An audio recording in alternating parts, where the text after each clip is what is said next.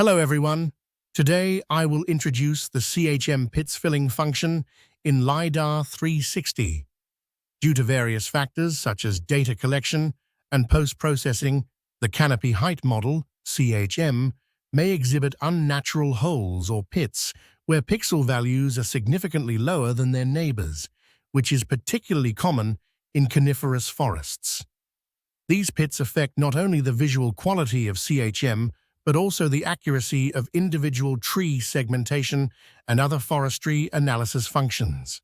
Therefore, it's crucial to effectively fill these CHM image pits. To activate this function in the toolbox, simply search for CHM pits filling and double-click to activate.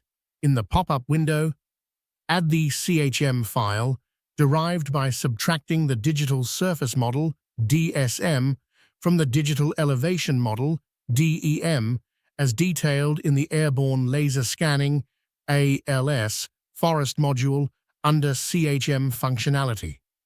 Click Preview to examine the filling effect at different locations in the image. The default threshold is 3, which can be adjusted and monitored to ensure the desired results. Specify the output path for the post-pit filled CHM images in TIFF format. Click Default to revert the threshold value to 3. Finally, click OK and wait for the results to generate. Compare the images before and after pit filling to observe the effectiveness of the process.